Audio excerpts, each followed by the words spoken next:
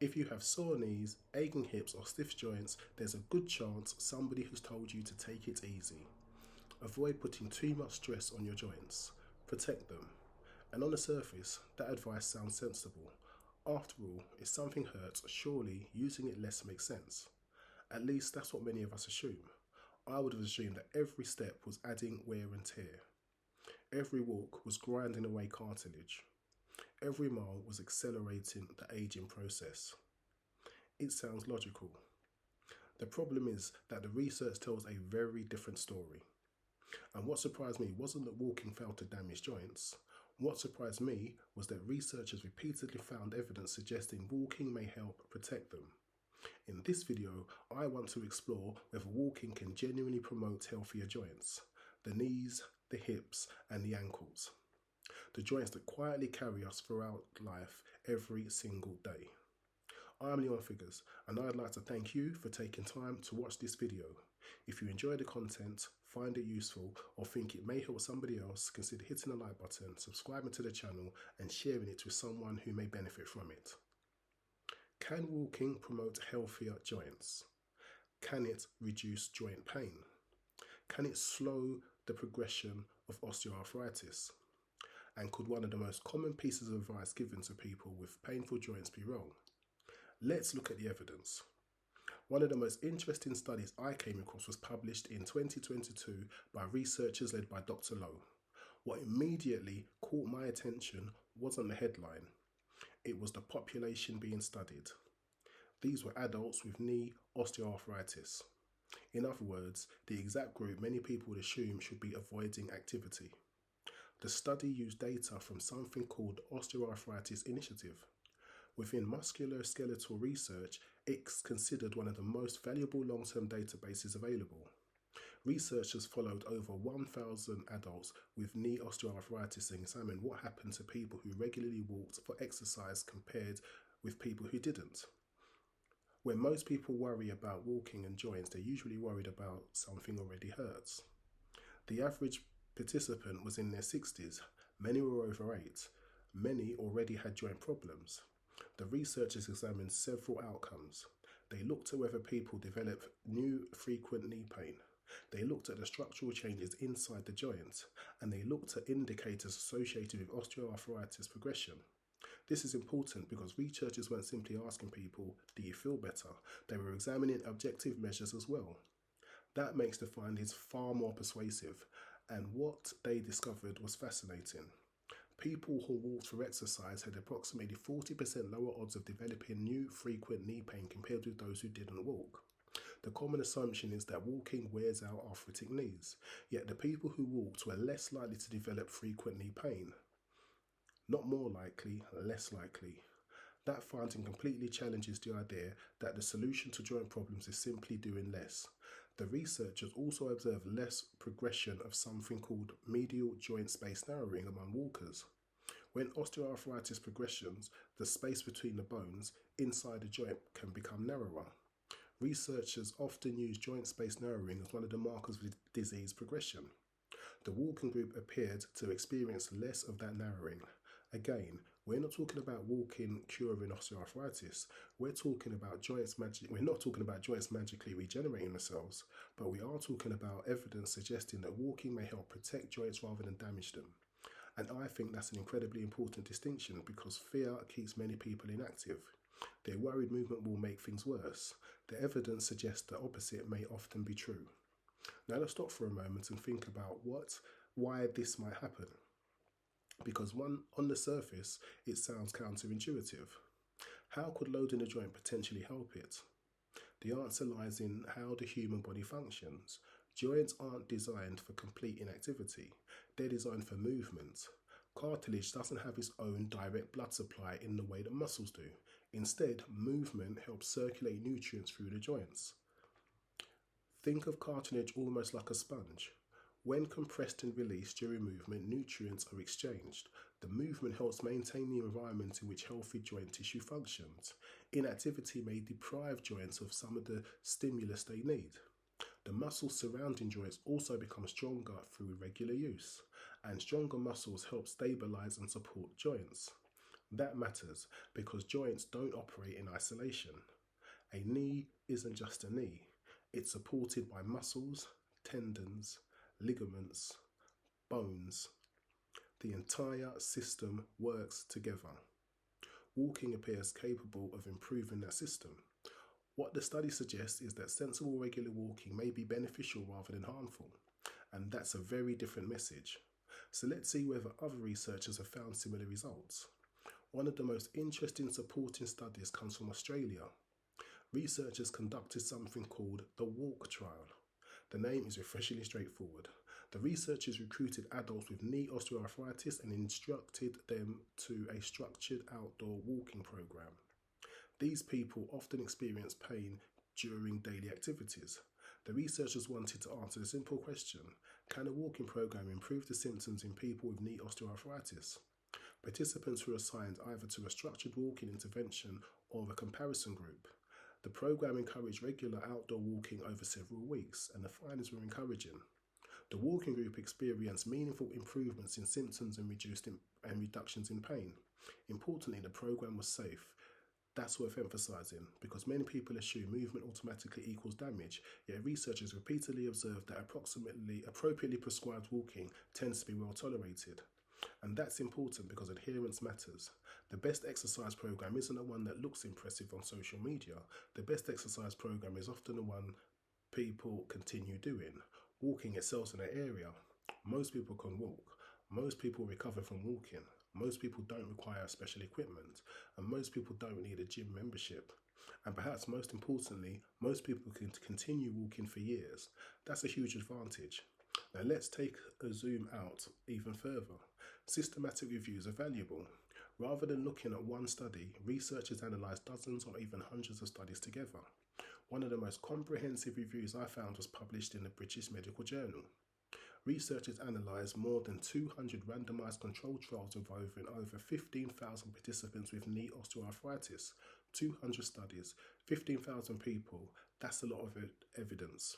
The researchers compared different forms of exercise: aerobic exercise, strength training, mind-body exercise, various intervention types.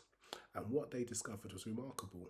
Aerobic exercise consistently performed extremely well, not only for reducing pain, not only for improving physical function, but for improving quality of life. And what's included within aerobic exercise? Walking, cycling, swimming, activities that elevate the heart rate and keep people moving. The review found that aerobic exercise was among the most effective approaches possible. Again, not because movement magically fixes damaged joints, but because movement appears capable of improving how joints function. That's a theme you'll hear repeatedly throughout this walking series. Walking doesn't solve everything, but it often improves things, and sometimes that's enough to completely change somebody's quality of life. These studies were extremely pertinent for me. Just as I was turning 40, we had a cold snap. It was snowing. I woke up to a sharp pain in my hips. I can usually handle pain, but this felt like hot pins were piercing my hips. I went to my GP, who referred me to get an x-ray. I was diagnosed with early-onset osteoarthritis. I was told to lose weight and let them know if the pain had returned, as it had stopped. It never did return, but I did start taking my health and well-being extremely seriously. I am in a much healthier position now than I was then. I can't say with certainty exactly why the pain never returned. What I can say is that I took my health seriously. I lost weight, I became more active, I improved my nutrition, walking became a regular part of my routine. I'm now in a far healthier position than I was then. And I haven't experienced that same debilitating hip pain again. Now let's get back to the research. Researchers often point out that every additional pound of body weight places several pounds of force through the knee joints during walking. Estimates vary depending on activity being performed, but the force travelling through the knee can be multiple times body weight with every step. If somebody loses 20 pounds, they haven't just reduced 20 pounds sitting on top of their joints. They may be reducing hundreds of pounds of cumulative force travelling through these joints throughout the day. That's one reason weight management and walking are often discussed together in osteoarthritis research. Walking can help maintain a healthy body weight while simultaneously helping preserve mobility. The two benefits reinforce each other. One thing that fascinates me about joint health is how often people confuse pain with damage. The two are related, but they aren't identical. You can have a significant structural changes inside your joints and relatively little pain. You can also experience significant pain without catastrophic structural damage. Pain is influenced by many factors: inflammation, stress, sleep, activity levels, psychological factors, past experiences, the nervous system. That's one of the reasons movement can sometimes help. Walking may improve circulation. Walking may reduce stiffness. Walking may improve muscular support. Walking may improve confidence in movement. Those factors can influence how joints feel, and that matters because when people experience less pain, they move more. When they move more, they often become fitter. When they become fitter, many aspects of health improve simultaneously. It's a positive cycle. Unfortunately, the opposite cycle exists too. Pain leads to less movement. Less movement leads to weakness. Weakness leads to reduced function. Reduced function often leads to more pain. Walking appears capable of interrupting that downward spiral, and I think that's one of the most important lessons from this research. Now let's talk about aging, because many people assume joint pain is simply an unavoidable part of getting older. And to some extent, aging does affect joints. That's reality.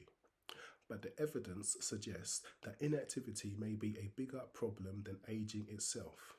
Think about what happens when a limb is immobilized. Muscles shrink, strength declines, function deteriorates, movement capacity decreases. The human body adapts to inactivity remarkably quickly. The opposite is also true. The body adapts to movements. Muscles strengthen, balance improves, coordination improves, and function improves.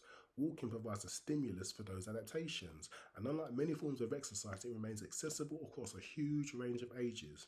You don't need to be 20, you don't need to be naturally athletic, you don't need to be training for competition. You simply need to move. That's one of the reasons walking is such a powerful public health intervention. Almost everybody can start somewhere. Now let's discuss another misconception. Many people believe cartilage is like the tread on a tire. Use it and it wears away. Eventually, there's nothing left. That's a useful analogy for explaining certain aspects of joint degeneration, but it also lacks nuance. Human joints are living tissue. They respond to their environment. Researchers increasingly view osteoarthritis not simply as a wear and tear disease, but as a complex biological process involving inflammation, metabolism, biomechanics, and tissue adaptation. That's important because if joints are living tissue, then how we treat them matters. Movement matters. Body weight matters, strength matters, overall health matters, and walking influences many of these variables simultaneously. It can help maintain a healthy body weight. It can improve cardiovascular health. It can improve blood sugar control. It can strengthen supporting muscles. It can improve mobility. It can improve confidence. Those factors influence joint health. Again, we see the same pattern emerging. Walking rarely improves just one thing. It improves multiple systems at the same time, and that's one reason researchers continue finding benefits. Now, there's something I find particularly encouraging. The people who often benefit most are not the elite athletes. They're ordinary people, people who have become less active, people carrying extra weight, people experiencing early mobility limitations, people who have started believing their best years are behind them. Walking meets people where they are, and that's incredibly important. Because many exercise programs fail before they begin. They're too intimidating, too complicated, too demanding. Walking doesn't have that problem. We can start with 5 minutes, then 10, then 15. Progress accumulates and the body responds. Now let's bring everything together. The Low study found that people with knee osteoarthritis who walked or exercised had lower odds of developing new frequent knee pain, showing less progression of certain structural changes inside the joint. The Australian walk trial demonstrated that structured walking programs can improve symptoms and reduce pain in people with knee osteoarthritis. Large systematic reviews involving thousands of participants consistently show that aerobic exercise, including walking, is among the most effective approaches of improving pain, function and quality quality of life in people with osteoarthritis. Different researchers, different countries, different methods, different populations, yet all pointing to remarkably similar direction. Walking appears to be doing far more than simply burning calories. It appears to be supporting the health of the joints themselves, and that may be one of the most important benefits of walking that many people never hear about. And according to a growing body of scientific evidence, walking appears to help. Not because it's extreme, not because it's fashionable, but because it's sustainable. People can do it, and perhaps more importantly, they can keep doing it. That consistency may be exactly why it works. For years, many people believe painful joints should be rested whenever possible. The research paints a different picture. Appropriate movement appears to nourish joints, support joints, strengthen the muscles around the joints, improve function, reduce pain, and perhaps most importantly, help people maintain independence as they age. That's a very different message from sit down and do less. Can walking promote healthier joints? The evidence suggests yes. Can walking reduce joint pain? The evidence suggests yes. Can walking help with osteoarthritis maintain better function? The evidence suggests yes. And can something as simple as regular walking contribute to healthier movement throughout life? The evidence suggests yes. Walking is free. Walking is accessible, walking is sustainable, and according to a growing body of scientific evidence, walking may be one of the simplest investments you can make in the long-term health of your joints, because the goal isn't simply living longer. The goal is helping the body that carries you through life move as well as possible for as long as possible, and walking appears to be one of the simplest ways to help make that happen. In the next video, we're going to explore another surprising benefit of walking and look at what the research tells us. You get one body, fuel it properly.